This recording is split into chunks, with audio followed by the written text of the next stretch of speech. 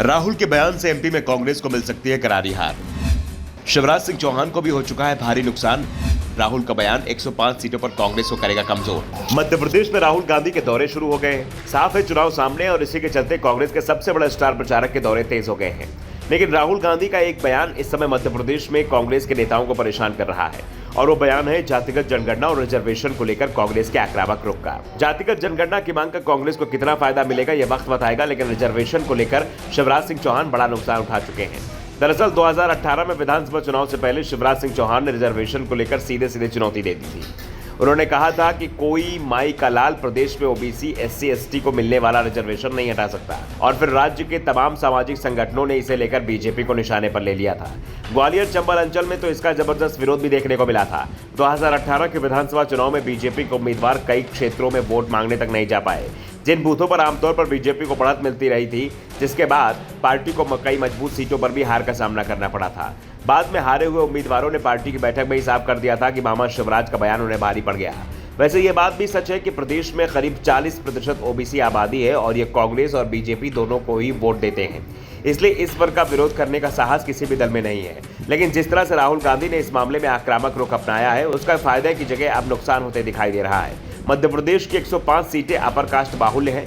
इनमें से 60 सीटें ऐसी हैं जहां ब्राह्मणों का दबदबा है, जबकि 45 सीटों पर ठाकुर निर्णायक भूमिका निभाते हैं। मध्य प्रदेश का विंध्य क्षेत्र पूरे भारत के उन कुछ क्षेत्रों में से है जहां ब्राह्मणों का दबदबा है। अजीज प्रेम जी यूनिवर्सिटी के एक अध्ययन में कहा गया है कि मध्य प्रदेश कुल 29% ऊंची जाति के मतदाता अकेले इसी क्षेत्र में हैं।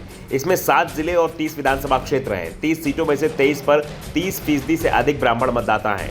राज्य भर में लगभग 45 लाख ब्राह्मण मतदाता हैं, जो पूरे मतदाताओं का 10% से अधिक है। लेकिन अगर आप सोचते हैं केवल विंध्य क्षेत्र में ही ब्राह्मणों का दबदबा है तो आप गलत हैं। चंबल और महाकौशल क्षेत्र की कई विधानसभा सीटों पर भी वे निर्णायक हैं। इस जाति के महत्व का अंदाजा इसी बात से लगाया सकता है कि होशंगाबाद निर्वाचन क्षेत्र में 61 वर्षों में 22 ब्राह्मण विधायक बने हैं, चाहे वे किसी भी राजनीतिक दल के हों। इसी के साथ कम से कम 45 विधानसभा सीटें ऐसी हैं जहां ठाकुरों का दबदबा है। जहां तक शिवराज सिंह चौहान की सरकार में शासन का सवाल है, वे सबसे प्रभावशाली जाति भी है। उनके मंत्रिपरिषद में 8 ठाकुर मंत्री हैं। शिवराज कैबिनेट में 12 मंत्री उन जातियों में से हैं। इनमें 3 ब्राह्मण, 8 ठाकुर।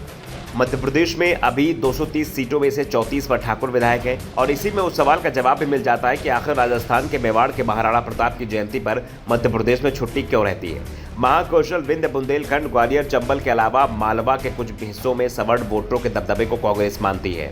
ऐसे में राहुल गांधी भले ही जातिगत जनगणना की बात जोर शोर से उठा रहे हों, लेकिन प्रदेश कांग्रेस के नेताओं ने दबी जुबान में भी इसकी चर्चा नहीं हो रही है। वैसे बीजेपी भी इस मामले में बेहद सदी प्रतिक्रिया दे रही है, क्योंकि उसे सवर्ण वोटरों के साथ ही ओबीसी का समर्थन चाहिए, क्योंकि उसके बिना किसी भी राज्य में सरकार नहीं बन पाएगी। इसलिए जब बिहार जातिगत जनगणना पर कांग्रेस अध्यक्ष मल्लिकार्जुन खड़गे और सांसद राहुल गांधी नारा दिया, जिसकी जितनी आबादी उतना हक, तो प्रधानमंत्री नरेंद्र मोदी ने यह कहकर इसे एक अलग मोड़ दे दिया कि गरीबी ही सबसे बड़ी जाति है। ब्यूरो रिपोर्ट, तथाकट न्यूज़।